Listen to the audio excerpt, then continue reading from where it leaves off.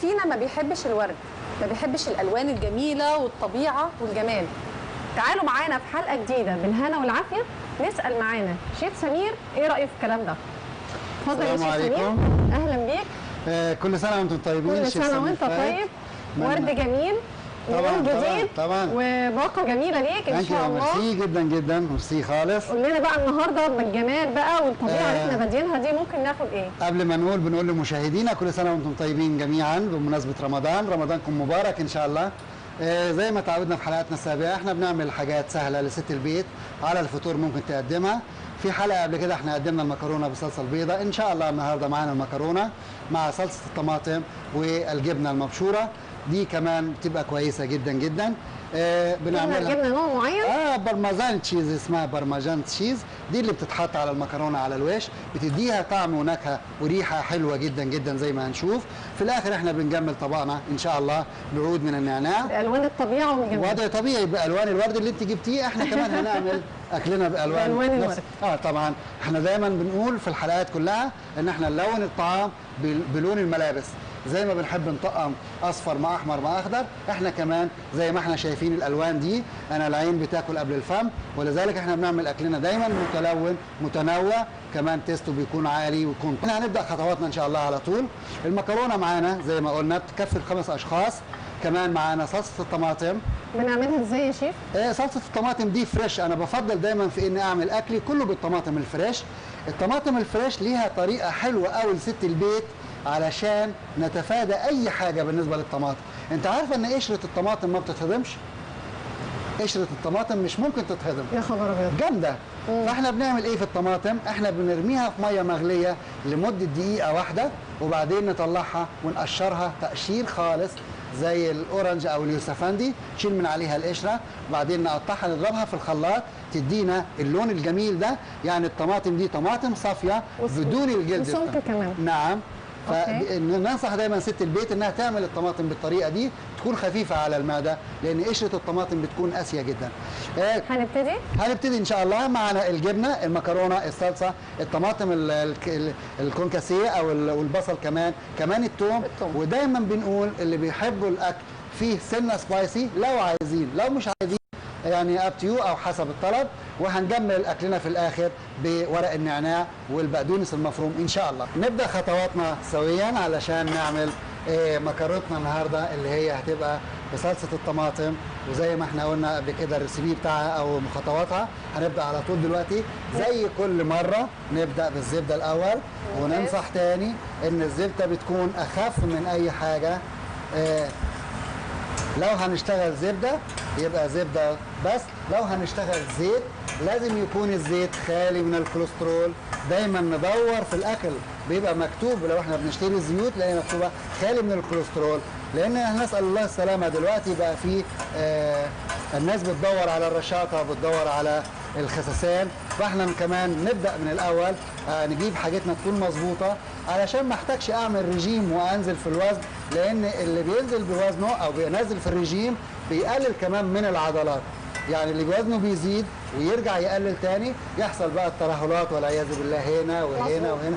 فاحنا نبدا خلاص ساحه الزبده. هنحط ايه بقى بعد كده؟ البصل والثوم. يلا اتفضلي حطي انت الثوم وانا احط البصل. ايوه بالظبط كده، كميه مظبوطه 100%. وهنحط كميه البصل بتاعنا مع التقليب. نديها بقى النار اعلى سنه علشان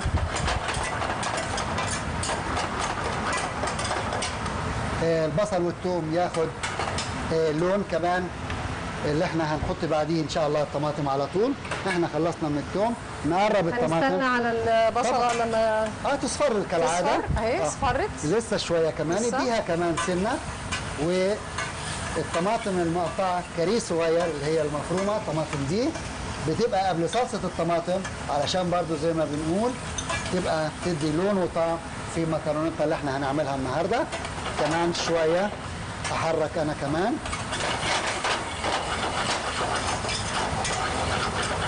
هزت الطاسه بالشكل ده بتخلط البصل والثوم في الزبده كلها، يبقى درجه سواها كل الكميه بدرجه واحده. بدرجه واحده. برافو عليك ما شاء الله. دلوقتي احنا هنتعلم منك بعد كده. هنتعلم الطبخ منك يا شيف. لا شكرا. الطهي عاده بيقولوا عليه في الكتب فن الطهي. فن الطهي بمعنى ان انا اعمل حاجه تكون مظبوطه، ما تكونش مكلفه، وتكون شكلها كويس، وتكون مقبوله، فاسمه فن. هنعمل ايه دلوقتي كمان؟ دلوقتي احنا هنضيف على طول الطماطم. ايوه زي ما اتفقنا، بس كده شويه، ونرجع نحرك تاني بالشكل ده. اذا طبعا الطهاه بيبقى ليهم طريقه انه بيعمل كده كده كده. احيانا النار تشتعل مع قوه الزيت او السمنه وبتديلها رونق. نعم.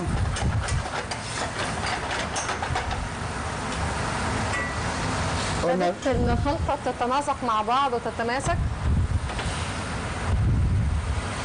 زي ما انتم شايفين. قبل ما نضيف صلصة الطماطم المضروبة في الخلاط اللي هي الفريش، زي ما قلنا الطماطم علشان قشرتها بتكون قاسية لازم نحطها في مية بتغلي لمدة دقيقة، واما بنطلعها بنقشرها ونقطعها او نضربها في الخلاط زي ما احنا شايفين كده. ودايما دايما عندي انا الشوربة اللي باخد منها شوية علشان ادي الاكل بتاعي عشان يطعمه بالشكل ده كده. قدامنا كمان دقيقة او نص دقيقة ونضيف صلصة الطماطم، وبعديها نضيف انا وانتي التوابل لحد ما تتسبك شوية، مش شوية كتير، يعني ممكن دقيقتين ثلاثة.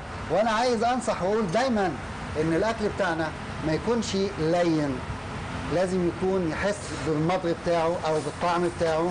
احنا لازم اكلنا يكون متوازن، مش ممكن اغليه مده طويله. الاكل ده قبل ما نسيبها او نغطيها عشان تتسبك نضيف بقى ايه؟ البهارات، التوابل بتاعتنا اللي هي ايه؟ سنه من الكمون بسيط. ايوه. كمان سنه من الكزبره الناشفه، حاجات أيوة. بسيطه كده بس للتطعيم. والفلفل الابيض بتاعنا. ايوه. دايما انصح سيدتي اذا كان هتحط الملح او هتملح اكلها تخلي الملح دايما في الاخر. ليه؟ اساليني ليه الملح للاخر؟ ليه؟ علشان اذا بنحط الملح في اول الاكل بيركز. لو انا حطيت ملح بتاعي في اول ما اطبخ الملح بيركز في الاكل. فعلشان كده اخلي الملح بتاعي متوازن، اخليه في اخر حاجه، اضيف الملح في الاخر. جميل. كده يبقى احنا اوكي اتسبكت. هنضيف كمان الملح بتاعنا في الاخر. اللي في الاخر هو بيبقى اخر حاجه. اوكي. الملح اهوت. ما نحطش كتير دايما على اساس ان الاكل بتاعنا. ايوه قال لي اتفضل اتقلبي.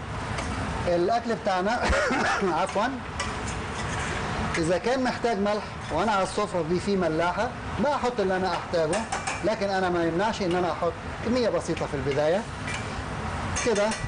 هنغطيها لمده دقيقه ونص او اقل شويه. هنعمل ايه بقى لحد ما هنحضر الصحن بتاعنا. احنا نشيل الطماطم بتاعتنا مره ثانيه، وادي المكرونه بتاعتنا جاهزه، ونحضر الصحن اللي هنسكب فيه مكرونتنا النهارده، وهنجرنشها بالبقدونس الاخضر مع ورق النعناع والطماطم والجزر. احنا تقريبا اتسبكت معانا صلصتنا النهارده. هناخد المكرونه ايوه ونحطها على الصلصه. بمجرد ما نحط المكرونه في الصلصه نبدا نوطي النار بتاعتنا خالص، لان كده كده الصلصه متسبكه اهي.